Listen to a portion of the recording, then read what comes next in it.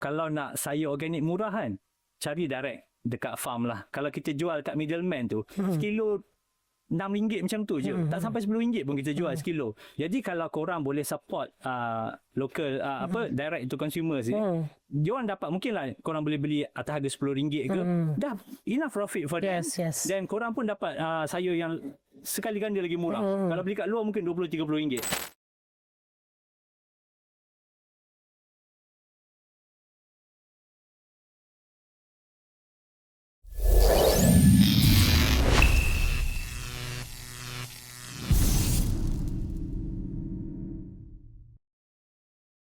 Okey semua, Assalamualaikum. Ini adalah episod ketiga untuk podcast kita Recharge Business with Purpose bersama dengan Tuan Kadir. Beliau adalah Kira Organic Farm founder.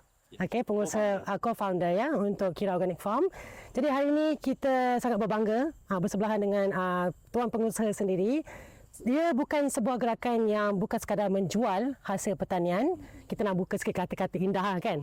Tapi membawa cerita tentang kesihatan, sustainability dan juga kembali kepada alam semula jadi.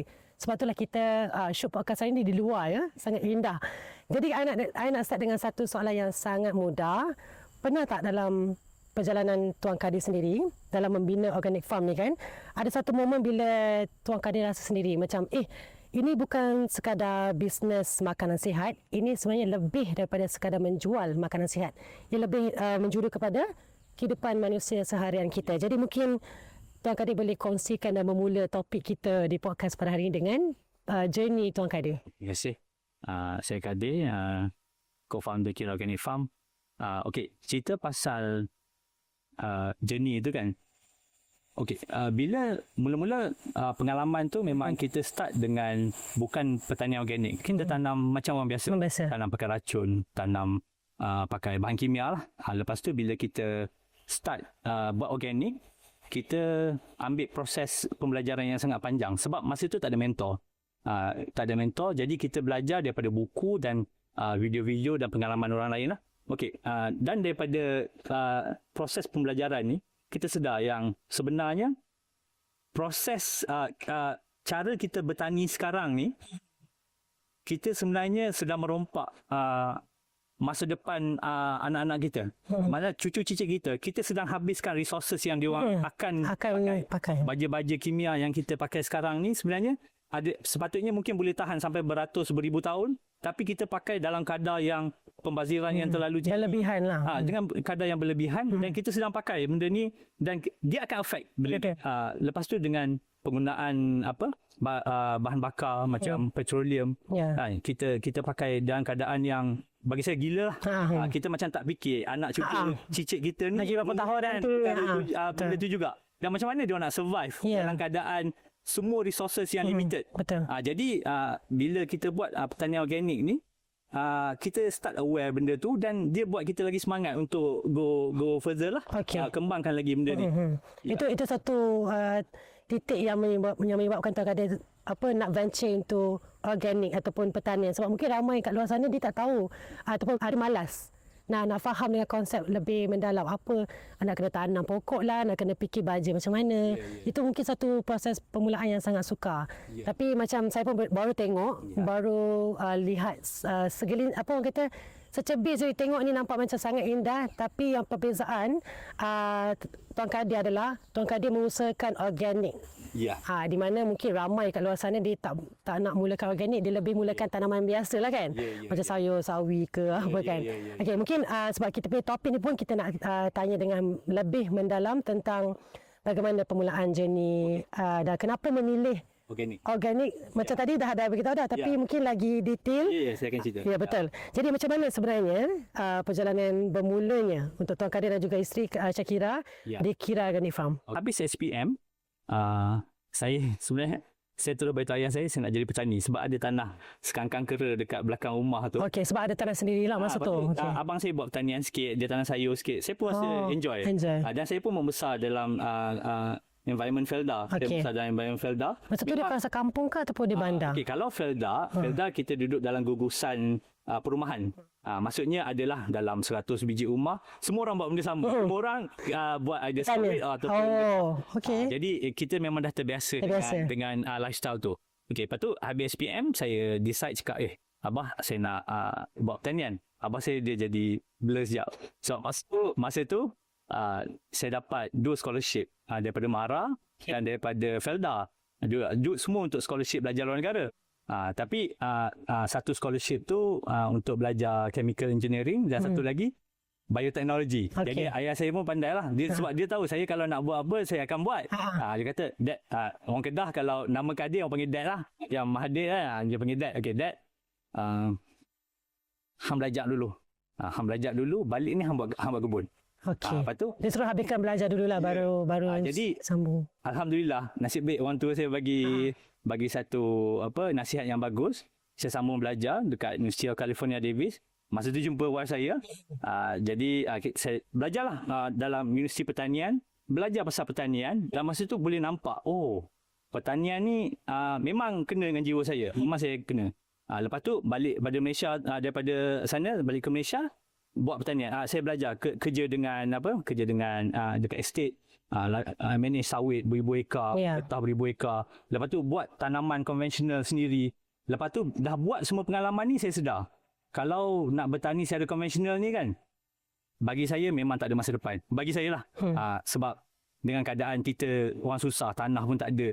Lepas tu kalau sekadar nak bertani 1 ekar ni memang tak boleh buat duit lah. Okay, jadi kita kaji apa kalau kat Malaysia ni dalam keadaan tanah yang tak cukup, lepas tu dalam keadaan market yang tak menentu, apa yang kita nak boleh buat duit daripada pertanian ni? Saya nampak pertanian organik.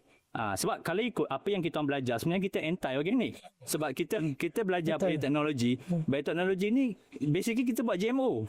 Kita buat benih-benih. Saya memang kerja dekat lab yang buat research pasal macam mana nak improve benih. Supaya dia boleh lah, adalah genetik jin-jin dia yang boleh tahan lama ke?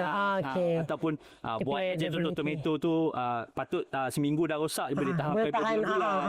Jadi memang kita anti-organic. Bagi kita nak jumut. Betul. Jumut kan. Tapi yang saya nampak balik, kebanyakan saintis ni dia tengok, orang cakap tunnel vision. Kita nampak the bigger picture. Betul. So once kita nampak the bigger picture, then actually it's not that bad. Sebenarnya benda ni boleh sekali dengan pengetahuan sains dan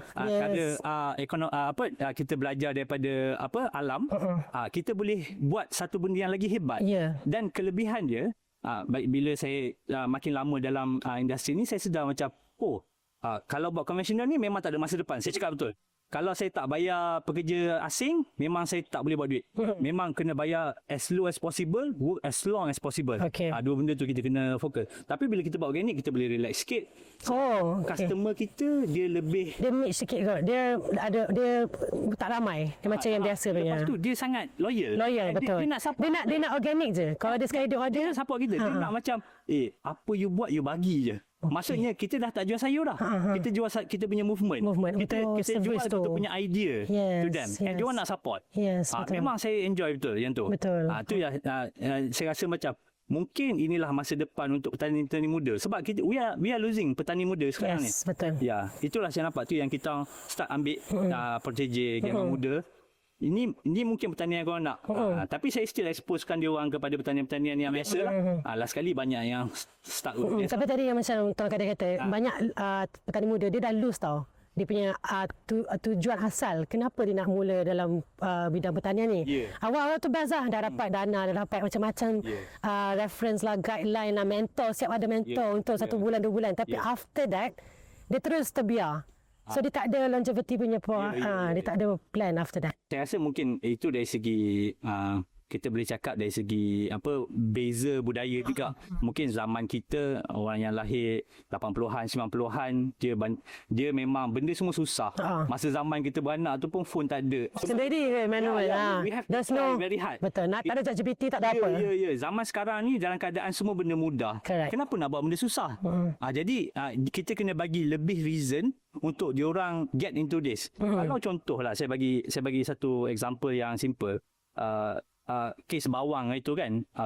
Kita dah terbiasa beli pergi supermarket, bawang ada harga RM2. Tapi kalau petani kita nak tanam, nak jual harga bawah RM2 kepada orang yang menjual, maksudnya kalau dia jual RM2, kita kena jual murah lagi daripada RM2. Siapa nak buat benda tu? Maksudnya kita tak logik untuk petani ni.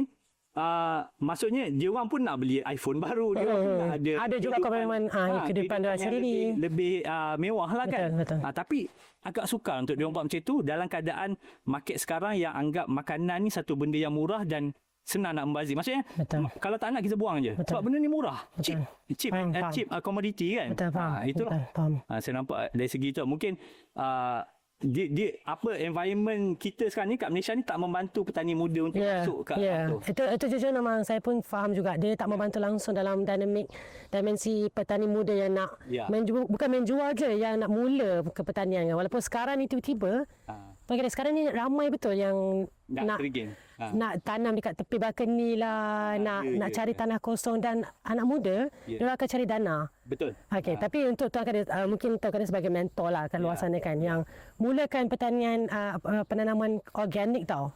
Bukan penanaman biasa. Yang orang kata organic is very difficult, it's very niche. Saya dengar organic, kita dengar organic pun kita tahu ayat tu bukan berat lah.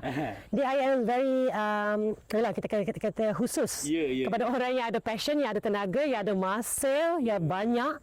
Tak ramai orang tahu lah. Tak ramai orang tahu dan tak ramai orang akan stay lama untuk tanam sampai. Tapi tadi saya suka ayat Tuan Kadir kata dia tunnel vision. Kan, tapi orang tak nampak. Dia tengok satu je, dia tak nampak the bigger picture. Kenapa seorang pengusaha seperti Tuan Kadir sendiri pilih organik daripada tanaman biasa kan. Untuk anak-anak muda lah yang macam nak mula macam Tuan Kadir. Pemilihan organik berbanding tanaman biasa. Bagi saya, last kali cerita apa pun, dia mesti kena ada enough income lah. Maksudnya, apa yang dia buat tu berbaloi dengan usaha dia, dan dia dapat satu income yang sesuai untuk dia boleh. Pada masa itulah dia proses lah. Maksudnya, kalau mungkin dengan kelebihan organik ni, with the right strategy, diorang macam contoh 1 ekar tu, mungkin diorang boleh dapat pendapatan atas 10,000 lah. Tapi itu dengan syarat dia memang dengan syarat dia dah tahu cara tanam, dia tahu buat sistem yang betul, dia ada customer base dia kan yang support dia. Memang insya-Allah sangat mudah. Tapi kalau nak buat secara konvensional, memang sorry lah. Memang saya tak nampak lah masa depan macam tu kan. Kecuali kerajaan bantu dengan banyak sekali lah. Maksudnya tanah, bagi bajet. Semua kena bagi. Dan mungkin ada chances boleh survive dengan duit subsidi tu lah. Betul. Itu kalau dibagi dana support yang bagus lah daripada government. Kalau tak bagi pun susah juga kan. Kalau tak bagi ni saya rasa jangan start lah. Jangan mula itu boleh penanaman biasa. Tambah-tambah kalau tak ada pengalaman kan. Kalau nak mula pun start daripada tepi rumah. Betul. Dapatkan mentor. Bagi saya, kalau nak mula, kerja dengan orang dulu. Kerja dengan orang dulu. Go through the process. Kalau korang tak tahan nak lalui proses kerja tu, maksudnya korang tak boleh nak handle business tu. Dia sangat susah. Sebab dia bukannya sekadar menjual saja ataupun menanam saja. Dia lebih daripada tu sebenarnya. Dia semua sekali. Semua sekali. Awak lah yang baiki ni, awak lah basuh semualah. Basuh sayur awak. Lepas tu nak make sure that production tu kena dengan market. Awak kena decide kan. Ada kuantiti lagi kena jaga. Lepas tu kalau tak habis macam mana nak buat kan. Semua dia kena fikir. Dia semua kena fikir. Dia pada mulanya mungkin tak perlu ada pekerja lagi. Pada mulanya lah. Sebab kita kalau jimat betul, sebab memang kena jimat pun orang kan. Orang kena jimat. Betul. Sebab dia punya proses lama. Dia bukan sekadar tanam esok dah ada tanaman kan. Sebab tu saya kena jaga. Sebab tu saya lagi seronok kalau bila dah nak buat ni, dia kena ada community dia. Maksudnya mungkin ada orang specialize untuk buat delivery. Sebab tu saya agihkan saya selalu sembang dengan Jamali apa semua kan. Sebab dia pun minat benda minat tanam sangat. Dia bab delivery kan, macam cari customer kan. And cara lah dia. Jadi bagi saya benda tu dia kena masing-masing ada parts dia. Jadi sebab tu saya setuju juga, macam even kalau jual kat middleman ke ataupun orang lain yang tolong jual pun, saya okey sebenarnya. Tak perlu nak buat semua benda sekali sebab kita akan burn out. Kita akan burn out. Sangat susah nak recover daripada benda tu. Betul. Okey, kita dah tukar setting sikit lah sebab tadi macam agak panas. Dengan guest kita tak boleh lah bagi dia panas kan. Okey, so kita nak go to our next question. Kita punya topik podcast kita ulang balik Maksud dia recharge business with purpose. So saya nak tanya Tuan Kadir kan. Kita masuk recharge tu, maksudnya kita reset balik kan, kita reset balik kita punya misi, our goal dan semuanya lah kan.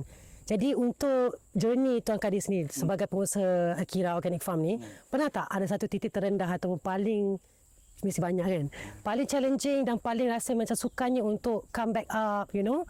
Jadi macam mana, apa yang terjadi dan apa solution yang Tuan Kadir buat? Dia terus flashback kan. Banyak je. Banyak. Yang paling susah dan cabaran. Titik terendah saya lah. Masa 2024, arwah mak saya kena diagnose with cancer. Masa tu saya tengah prepare. Masa tu tengah business was very good, flourishing. Kita supply ke kepada middleman. Dapat duit banyak lah. Orang cakap, masa tu first time kita rasa macam, wah, the money is there. Memang sedap lah. Lepas tu, my mum kena cancer. And then, tahu-tahu, stage 4. And then, kita stop everything. Luckily, sebab dalam masa 3 bulan saja, mak saya meninggal dunia. Okay. It was very fast. And then, 100 hari lepas tu, ayah saya pula meninggal. Okay. Lepas tu, saya terus rasa macam, saya tak boleh buat apa-apa. Yalah. Saya stop kebun for a while. Memang masa tu rasa macam depressed jugalah. Rasa depressed. Rasa macam sebab saya buat kebun ni sebenarnya memang the big part of it is my parents. Your goal is for them. Memang diorang grow up, diorang membesarkan saya dalam keadaan suasana feodal, suasana memang pertanian. Diorang pun seronok saya buat pertanian.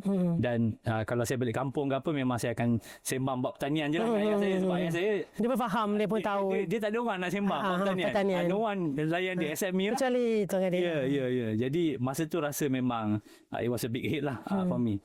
So macam mana recover balik? Of course time does heal. Time lepas tu sebenarnya kena cari purpose baru. Masa tu dah the goal is never about money again. Money is something that you cannot bring back. Tak boleh bawa balik. Tak boleh bawa pergi mati lah cerita dia kan.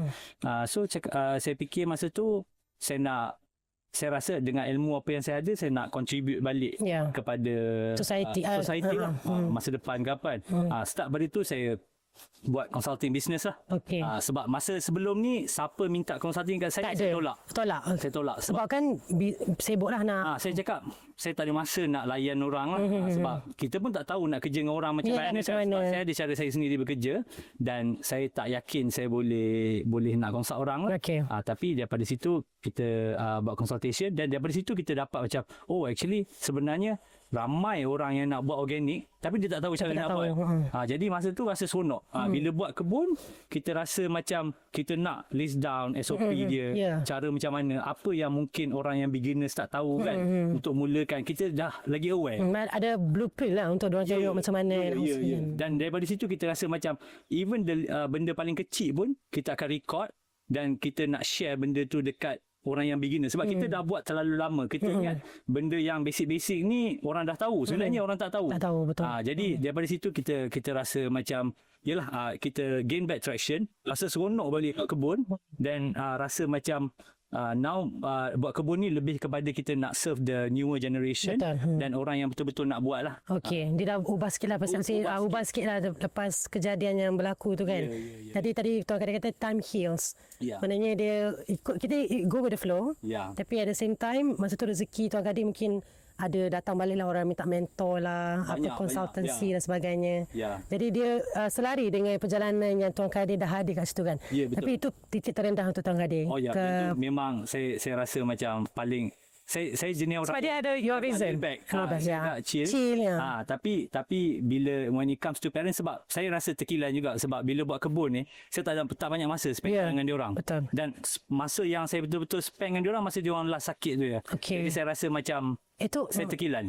Saya terkilan sebab yelah belajar kat luar negara pun dah tak jumpa diorang lah 4 tahun. Lepas tu bekerja lagi jumpa setahun sekali je. Rasa macam time with them betul-betul masa kecil. Dan masa yang kita tahu dia struggle besarkan kita. Masa tu jadi the memory memang sedih lah kalau kita ingat balik kan.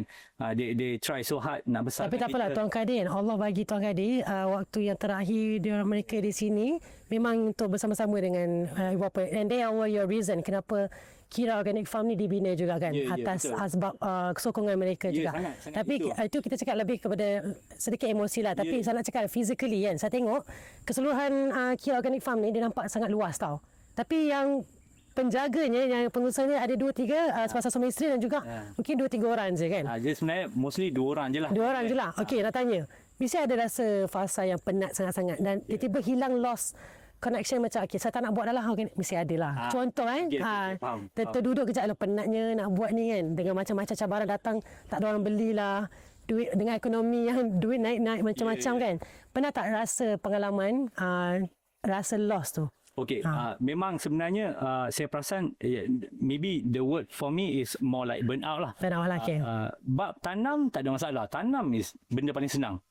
Yang paling senang, okay. Bagi saya lah. Sebab sebagai petani tanam ni tak ada masalah lah, tak ada hal lah. Masalah kan.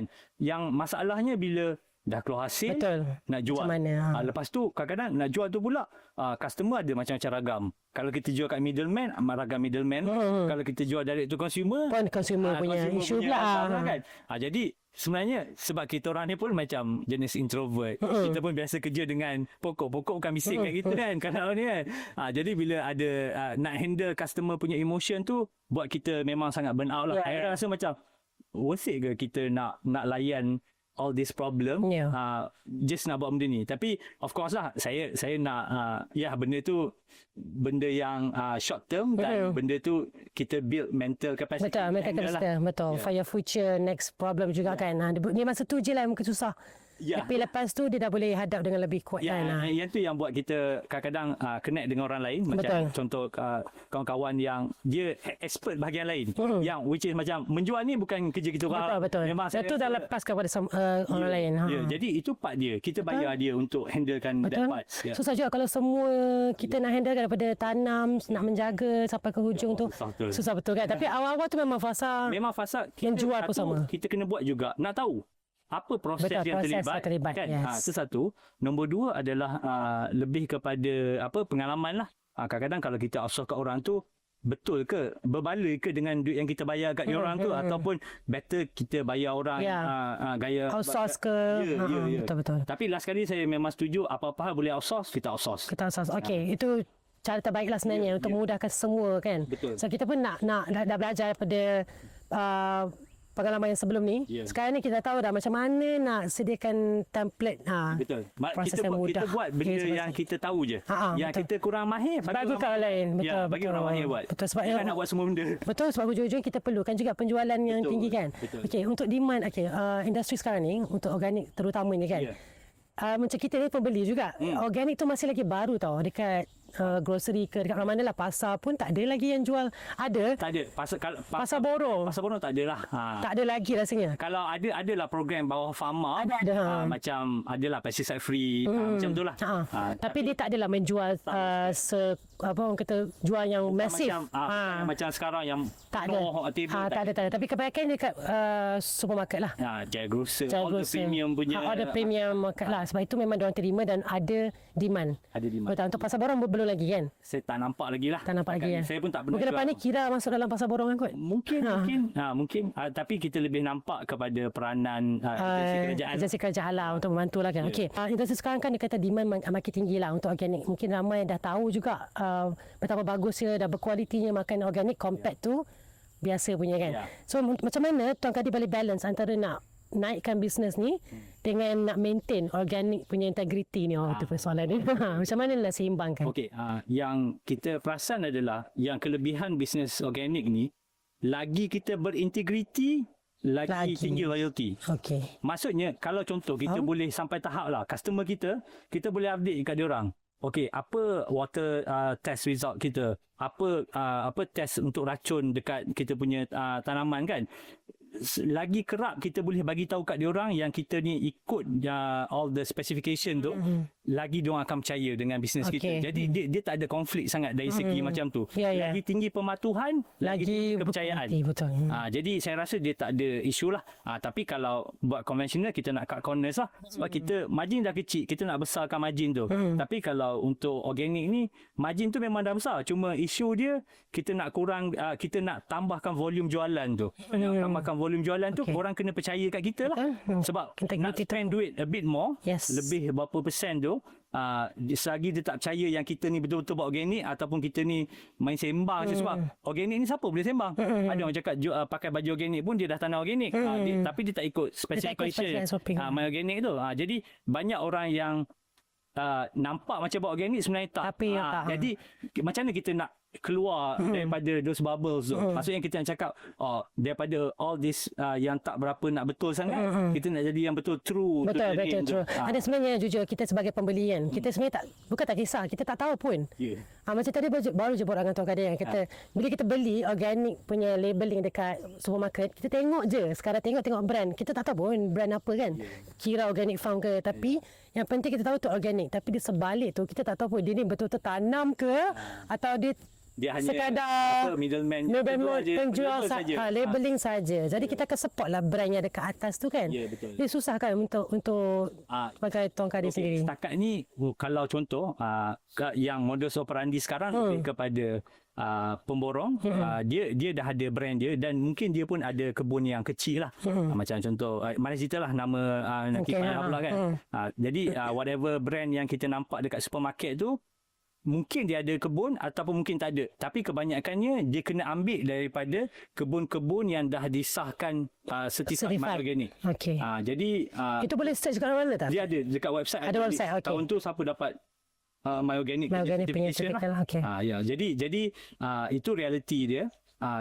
Tak banyak ladang sendiri, macam saya pun tak mampu untuk guna Kira Organic punya label masuk kat pasar raya terus sebab kapasiti kita kecil. Tapi kalau ke depan mungkin saya boleh train lagi ramai petani, mungkin kapasiti tu boleh besar sampai 10 ekar ke, then kita boleh bagi volume untuk market. Dan harga tu boleh kurangkan lah lagi kan. Sebab idea dia kita nak lagi ramai. Betul. So, kita sebenarnya nak jual lagi banyak kepada terutama masyarakat Malaysia ni kan. Yang lagi perlukan sebab dengan kadar obesity kan macam-macam lah kan isu. Saya pun takut juga sebenarnya. Tapi orang tak tahu organik tu sebenarnya membantu. Pengurangan. Sebenarnya yang kita orang perasan adalah bila kita market to our customers pun, kita kurang highlight masalah organik ni pun sebab of course diorang dah tahu kita memang ladang organik, tapi kita fokus on kesedapan makan sayur. Sebab kebanyakan sayur yang kita beli dekat market ni, dia kurang-kurang dah 2-3 hari dalam perjalanan. Maksud daripada kutik sampai nak makan tu kurang-kurang 2-3 hari. Itu kita baru tahu kita ingat tu fresh from the oven. Ada oven kan. Adalah yang fresh. Sebab supply chain tu daripada kebun lama lah dia pergi ke pemborong pergi pula dekat pasar raya. Lepas tu pasar raya pula berapa hari jadi macam dah bilang dah dia punya betul. Jadi bila sayur dah banyak hari dalam perjalanan, freshness tu dah memang nampak fresh, tapi dia dah tak sama macam you baru kutip. Dia punya kemanisan tu dah makin kurang kan, nutrien pun mungkin dah makin kurang kan. Jadi benda macam ni kadang-kadang itu yang kita highlight bila kita jual direct to consumer. Sebab kita punya strategi always kalau boleh dalam masa 12 jam kita hantar, tapi sebenarnya realiti dia dalam masa 6 jam kita dah settle. Okey, tadi kata memang untuk organik sendiri cepatlah dia punya proses delivery tu. Takkan lama lah. Kalau kita dah memang ada ready customer, sama ada kita buat konsep subscription ke ataupun kita dah memang jual to the same group of people, kita dah pre-order. Okey. Kita just pack based on their order, kita hantar terus lah. Okey, faham. Jadi daripada farm direct to consumer. Maknanya kalau apa-apa kalau ada orang offer Tuan Kadir kan dengan profit yang tinggi untuk rosakkan sikit. Rosakkanlah industri organik ni kan sebab mungkin ada orang tiba datang kat Tuan Kadir kata nak bayar lebih untuk bukan rosakkan lah, untuk letak racun untuk cepatkan kan mesti ada kan. Dia konsep yang nak cepatkan tumbuhan itu tumbuh dengan kadar tinggi. Banyaklah. Lepas tu banyaklah. Pernah tak terasa termakan? Memang saya takkan lah sebab selalunya kat bini saya tahulah kalau salesman datang kat kebun saya kebanyakannya insaf lah. Memang saya datang insaf bukan hilang tadi punya. Ya. Sebab salesman banyak datang, dia datang dengan minda menjual. Betul lah. Yang sedihnya adalah kebanyakan petani kurang ada ilmu saintifik macam mana produk yang dia jual tu. Kadang-kadang produk yang jual tu salesman overclaim. Jadi saya paling sedih lah bila benda tu jadi dekat petani-petani kampung kan. Dia ingat pakcik tanam ni hasil tambah lagi. Tapi itu semua sales punya taktik. Kita nak real solution. Jadi banyaklah sekarang orang jual microbe ni lah, microbe tu lah kan. Mana-mana term kita tak tahu sebenarnya kan. Jadi bila benda tu confuse, tapi dia offer satu return yang mungkin tak masuk akal, orang pun kadang termakan. Betul. Sebab tak ada knowledge. Kalau selalunya salesman macam ni bila datang, saya akan cakap elok lah, tapi saya akan cakap saya akan tanya, saya punya style saya akan selalu detailkan. Jual microbe apa? Okay, micro ni berapa banyak, berapa dia punya concentration, CFU dia berapa. Lepas tu betul ke efek macam ni, micro ni hidup ke, berapa lama longevity. Saya akan tanya sampai tahap dia insaf lah. Maksudnya kalau dia tak tahu benda tu, dia balik, dia akan cari info, dia beritahu saya balik. Pernah berlaku ke di sini? Banyak, memang. Memang banyak lah. Selalunya kalau orang dah tahu. Salesman anda diharap. Tak, bukan. Bagus. Kalau produk bagus, produk bagus kita beli. Betul, Sebab cerita dia, kita pun nak produk bagus masuk Malaysia. Kita tak mau produk yang claim bagus, tapi tak bagus pun sebenarnya. Ataupun dia overclaim. Benda tu benda biasa, tapi dia cakap macam gila-gila. So, salesman kena Yelah, kena ikhlas lah. Ada integrity. Betul. Tapi malangnya yang berlaku sekarang ni memang banyak yang tak bertauliah lah. Sebab hujung-hujung mereka perlukan profit. Jadi mereka tak kisah di pertengahan proses tu nak menjual dengan banyak, dengan keadaan yang banyak. Hujungnya bos dapat kata untung yang banyak lah. Dan itu yang kita tak nak sebenarnya. Kita tak kisah dia ambil untung banyak, tapi farmers dapat untung. Betul. Kita tak nak dia orang dapat untung, farmers tak dapat apa-apa. Orang cakap farmers makan kuah. Kita tak nak. Kita nak the full meal. Kita betul, nak untung yang betul. Yang lengkap ya, bukan kuah saja. Itulah realiti dia lah. Okey, untuk organik kan kita tadi pun kita dah cakap Malaysia tak aware lagi dengan kepentingan organik ni. Termasuklah kita sendiri, kita pun baru start macam makan brown rice lah konon kan. Contoh tu organik juga betul. Brown rice sebab kita punya household in Malaysia dia kurang lagi awareness dan kita dah biasa makan benda yang biasalah kan. Jadi apa pandangan Tuan Kadir berkenaan dengan masyarakat Malaysia ni untuk menerima makanan organik di setiap rumah di Malaysia ni? Macam mana kita nak tekankan dengan cara yang paling mudah? Selain daripada beli terus lah dari organic farmer. Saya rasa isu utama dia adalah budaya makan kita. Kita mudah menerima. Saya tahu lah, perangai orang Malaysia ke apa, saya perasan dia beza sikit. Kalau dengan kalau saya duduk US dulu, lain dia orang kita senang terikut-ikut budaya viral.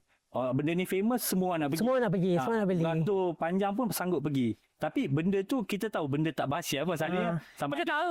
Benda high sugar, high fat ataupun ultra processed. 3 benda tu lah selalunya kan. Tapi kita gila sangat kejar benda ni. Nak jadi foodie kan. Tengoklah foodie punya bisnes pun sampai boleh masuk public listed kan. Tak tengok wah real and they are proud of it lah sebenarnya kan. And kita pula terlalu bangga dengan budaya makan kita yang tak berapa healthy. Kita bukan nak condemn tau yang tu, bukan, tapi kita nak ceritakan betul. Saya pergi US pun saya akan cerita makanan Malaysia paling sedap. Betul. Itu memang tak undeniable lah. Cuma kita kena balance kan lah. Betul, kena balance kan. Maksudnya first tak kisahlah organik ke tak organik, makan sayur dulu. Makan benda yang kurang karbohidrat, kurang high fiber kan. Lepas tu locally grown kan. Utamakan benda tu dulu. Organik ni comes once dah fulfill semua benda tu. You dah makan sayur yang locally grown, makan sayur enough fiber untuk kita punya daily intake kan. Fokus benda tu dulu, and then once you dah rasa comfortable, go with organic. Sebab orang yang tak nak organic ni, saya boleh jamin kebanyakannya memang orang yang high integrity. Kalau dia kata dia tak pakai racun, tak pakai racun lah. Dia buat ni out of passion. Dia tak buat duit banyak pun. Betul. Dia orang buat out of passion. Kena faham benda tu. Banyak orang saya jumpa farmers organic ni kebanyakannya struggle nak buat duit. Tapi dia orang sanggup buat sebab dia orang dia kekal lama kan. Ada fire. Dia ada that heart. Yang tak siapa boleh kacau dan boleh tembus pun benda tu. Betul. Jadi tak perlu nak support gila-gila pun. Kita pun tak cukup farmers pun sebenarnya untuk supply kat korang. Tapi kalau dah ada demand tu, hopefully it create sparks untuk orang buat. Create that minat kepada anak-anak muda yang daripada nak venture into penanaman biasa, apa kata anda ubah sikit pergi ke tanaman organik. Sebab rasanya organik tu, satu nama organik pun bunyi macam suka kan. Dia bunyi macam mahalnya organik. Sebab kita punya market dekat Malaysia memang dah jual mahal. Daripada awal lagi. Daripada awal dah terlalu mahal. Sebab tu kita yang baru nak mula makan sihat, kita dah rasa macam alamak, tiba-tiba bil tinggi sebab kita terbeli. Saya nak bagi tips lah. Kalau nak sayur organik murah kan, cari direct dekat farm lah. Selalunya farm. So saya boleh cerita lah, kalau kita jual kat middleman tu, sekilo RM6 macam tu je. Tak sampai RM10 pun kita jual sekilo. Jadi kalau korang boleh support local direct to consumers ni, diorang dapat, mungkinlah korang boleh beli atas harga RM10 ke, dah enough profit for them. Dan korang pun dapat sayur yang sekali ganda lagi murah. Kalau beli kat luar mungkin RM20-30. Itu hacks lah kalau nak ni. Betul. Okey. Itu hack, itu tips lah kan sebenarnya kan. Sebenarnya saya pun nak ambil tips tu Okey, Dr. Kadir, banyak cabaran tadi cabaran internal lah lebih kepada personal, tapi untuk luaran kan. Untuk orang baru nak masuk dalam bidang agriculture ni, apa cabaran cuaca, apa lagi yang kita boleh tekankan? Dia cabaran mula-mula sekali of course nak buat duit daripada farming tu itself lah. Maksudnya kalau kita tak ada the right business model, kita berharap kita tanam, lepas tu orang datang cari kita nak beli, memang itu cabaran paling besar lah. Memang selalunya akan gagal lah. Okey, itu lebih kepada orang yang nak beli lah kan. Tapi untuk setting up tu macam jenis tanah ke, benda-benda macam tu. Okey, kalau untuk organik ni, kita memang satu fundamental dia adalah kita kena tanam atas tanah. Maksudnya kita punya goal, antara goal yang kita buat pertanian regeneratif atau organik ni adalah untuk kita suburkan dan sihatkan tanah yang kita buat farming tu lah. Okey, jadi tapi dia datang dengan banyak challenge juga lah. Satu, macam sekarang kita boleh tengok cuaca sekarang dah memang tak menentu. Tak menentu. Maksudnya dia boleh jadi sebulan hujan tak berhenti. Lepas tu boleh jadi 3-4 bulan kemarau panjang. Jadi benda tu mungkin akan mengganggu pertanian lah. Tapi bila kita ikut prinsip-prinsip pertanian regeneratif, pertanian organik yang betul, benda ni kita boleh mitigate, kita boleh solve kan. Tapi of course cabaran paling utama bagi saya kalau yang environment tu, tapi knowledge itself lah, dia internal problem tu lah saya rasa yang paling problem dia internal maksudnya kalau kita tak cukup knowledge tu kan, pergilah belajar dengan orang dulu, pergi kerja dengan dia dulu. You bayar kat orang yang invest sikit kan. Invest in that knowledge. Betul. Tapi betul sekarang ni kalau siapa nak venture into organic, kita tak perlu cari-cari dah. Kita terus cari Tuan Kadir dan juga Puan Shakira untuk belajar macam mana nak tanam organik dengan lebih berkualiti dan lebih bagus lah kan. Okey, tadi saya rasa itu tips-tips kepada anda semua petani muda yang nak bermula dalam bidang pertanian dan khususnya dalam organik. Tak ada masalah, boleh datang sini saja, mudah kan. Tapi untuk kita pun nak hampir ke penghujung podcast. Kita nak sambung lagi lama tapi malangnya kita nak tengok kambing sekejap lagi kan. Tapi soalan terakhir untuk Tuan Kadir ini adalah satu legacy yang Tuan Kadir tinggalkan kan. Saya tengok pun memang ini adalah peninggalan yang akan anak-anak muda di luar sana, termasuklah saya sendiri, untuk belajar dengan lebih baik macam mana nak tanam penanaman organik yang lebih baiklah kan, dengan proses yang betul. Jadi apa message untuk daripada Tuan Kadir yang nak mula hidup sihat dengan makanan daripada makanan organik ni dengan lebih mudah? Apa nasihat Tuan Kadir kepada mereka semua? In terms of legacy tu kita tak expect anything. Cuma saya lebih kepada saya nak push diri saya supaya kita pun dah nak masuk 4 series lah. Kita pun rasa macam time is running out. So dalam masa yang pendek ini, kita kalau boleh kita nak spend lagi banyak masa ataupun kita lagi dedicated ourselves untuk belajar betul-betul, come up with more strategies, ataupun banyakkan lagi teknik, banyakkan lagi strategi yang boleh membantu generasi ke depan untuk bertani lebih mudah. Betul. Dan menyediakan semua modul lah, resources lah. Lepas tu strategi nak masuk, sebab ilmu dia terlalu luas. Dealing with benda hidup. Benda hidup ni dia akan evolve dan dia akan beradaptasi dengan sekeliling. So kalau untuk lifestyle lah, kita nak lifestyle yang lebih sihat, saya rasa of course macam kita cakap tadi, start dengan saya rasa pemakanan dahulu lah. Mungkin kita kena lagi aware pasal makanan ultra process. Kurangkan, sentiasa aware. Kalau kita beli satu benda tu kita dah tak nampak rupa asal dia, kebanyakannya dah ultra process lah. Dia dah proses satu bentuk yang kita pun tak faham. Lepas tu dia kena tambah lagi dengan bahan-bahan yang kita tak kenal. Cuba elakkan benda tu, sebab kemungkinan besar kita punya perut ataupun gut microbiome kita tak boleh nak digest benda tu. Itu satu. Nombor dua, saya rasa kena lagi aktif. Kalau saya nak tambah, support local farmers lah. Betul, support local farmers. Kalau boleh cari petani yang tanam organik tu, beli direct daripada diorang. Betul. Dan macam nak dapat akses tu mudah je, boleh je. Boleh search lah, boleh search. Dia ada group dia selalunya. Dan kita kat Malaysia sebenarnya banyak sangat local farmers. Ya, betul. Yang ada tanaman sendiri. Yang conscious lah pasal pertanian ni. Betul. Okey, kambing pun dia dah bergerak ke sini. Kita dah sampai ke penghujung episod untuk episod kali ketiga di Recharge with Business Purpose. Thank you so much Tuan Kadir, terima kasih banyak. Banyak sangat perspektif dan juga inspirasi kita dapat berkenaan dengan alam makanan dan juga purpose yang kita dapat ilham daripada Tuan Kadir sendiri, dan juga untuk kita reflect daripada segala penceritaan dan perkongsian dari Tuan Kadir. Dan untuk semua yang mendengar, kemungkinan bisnes yang paling bermakna bukanlah yang paling besar, tetapi ia adalah yang paling dekat dengan fitrah kehidupan kita sesama manusia, insyaAllah.